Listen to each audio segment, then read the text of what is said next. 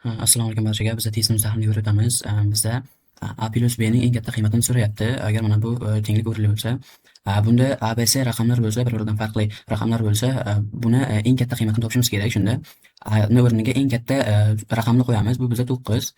Endi Bni o'rniga shu 9 ga bo'linadigan eng katta raqam qo'yamiz. O'zidan tashqari albatta.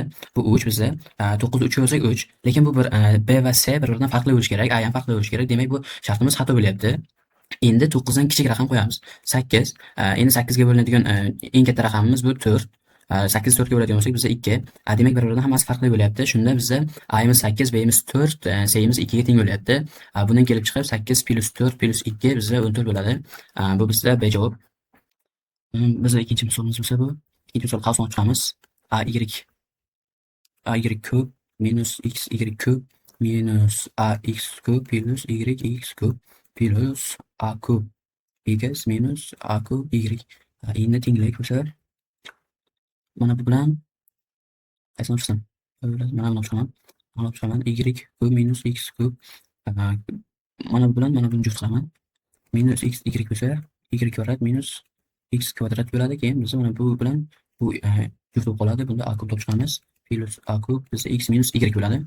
Keyin bizda y minus x ochadigan bo'lsam ax kvadrat plus ax y plus ay kvadrat minus x y kvadrat minus x kvadrat y plus a kub. Buni yana yo'q chiqamiz. Y minus x bo'lsa shunday so'ng chiqishim kerak ekan, masalada qolib qolishi kerak. Xo'p, mana bu bilan buni juftlaymiz.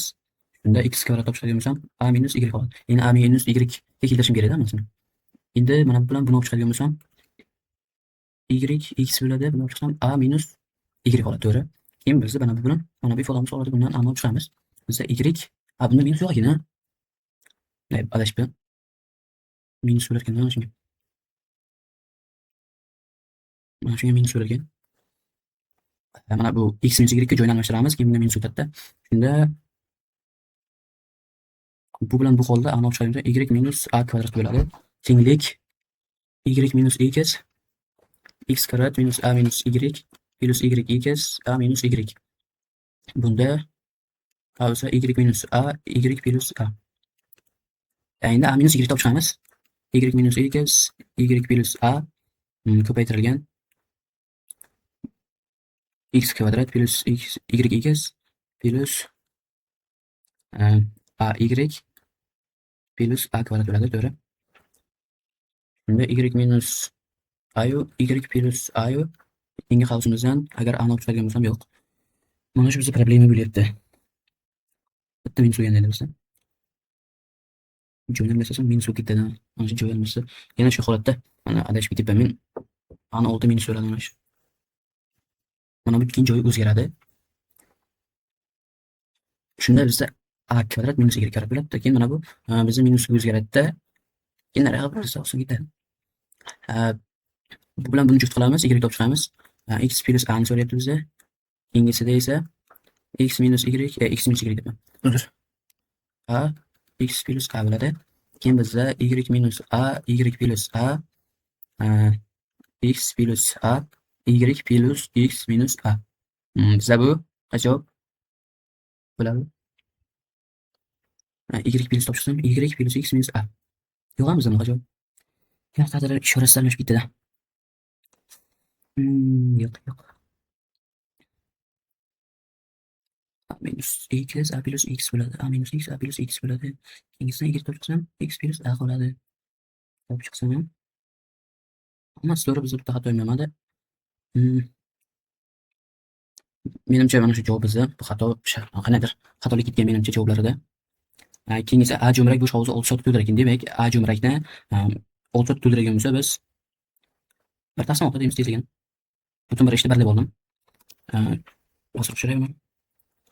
B jo'mrak hovuzning 2/3 qismini 8 soatda. Demak, B jo'mrak 2/3 qismini 8 soatda. Bu bizda bo'lib bo'lsa bu 2/24, bu bizga 1/12 ni beradi. C'miz ham bo'lsa C jo'mrak 1/4 qismini 2 soatda. Bu 1/8 beradi. Hammasi chiqdi bizning tezliklari bu. Endi naryoq qiyin emas. Hovuzning tubidagi jo'mrak esa to'la hovuzni 24 soatda bo'shatadi. Hovuz demak bizda D nimadan bor ekan? Jo'mrak menimcha bu D jo'mrak 1/24 bo'ladi. Hovuz bo'sh paytda to'rttala jo'mrak bir paytda ochilsa, hovuz necha soatda to'ladi deyapti. Bo'lib 1/6 plus 1/12 plus 1/8. Buni ko'paytiramiz x ga, bu vaqtda bu x tenglik emas, keyin ayrilgan. Mana shu ichkarini o'zi yozsam, ayrilgan 1/24 ko'paytirilgan x tenglik bu 1 ga teng butun bir ishda. Umumiy maxraj bizda 24, bunga 2, bunga 4, bunga 3 bersak, 4, 6, 9, 8, 8/24 ko'paytirilgan bizda x tenglik 1. Bu 1/3 x-imiz 3. Demak 3 soatda to'ladigan. Mana bizda A javob. Bizda 4-chi misolimiz bo'lsa, buni yechish uchun 4 metr adras, 6 metr atlas matoning umumiy narxi 100 ming deyapti. Demak 4x plus 6y tenglik 100 ming so'm ekan. Endi deyapti 10% 15% ga arzonlashibdi. Böyle 4x bu aslida 100 dan 100 bo'ladi-ku, 10% aytib 90 taqsim 100 plus 6y bundan 100 dan 100, mana 100 taqsim 100 bo'ladi asli. Biz mana 15 ayirgan bo'lsa 85 taqsim 100 tenglik bu 87600. Böyle mana sistemaga boramiz. Bo'lib bizga chiqadi javoblar. Bu bilan bu salbiycha bu 2 u 5 bo'ladi. Bizda 18 u 4x plus 6y tenglik 100 ming. Keyin esa 18 taqsim 5 x, mana bu x x plus mana bu 3, mana bu 50, bugun 17. Shunda 51 taqsim 10 y tenglik 87600. Mana bu maxraj berib 2 beramiz, shuni ko'paytira olamiz nariyoqqa 10 ni.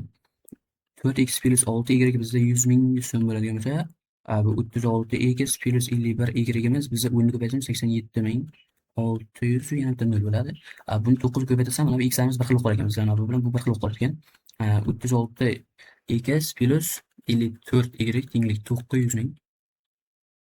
36x plus 51y tenglik bizda 87600 bo'ladi.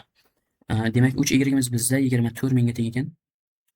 Y'imiz bizda 8 ming. Y'imiz chiqdi. Y'imiz chiqqandan keyin biz x tomosh bo'lsak, ana shu 8 mingni shuna olib boramiz, mana buni o'rniga olib qo'yamiz. X'imiz bizga kelib chiqadi. Burada 4x tenglik 8 kara bu 54, 48 bo'ladi. Bu 52 ming.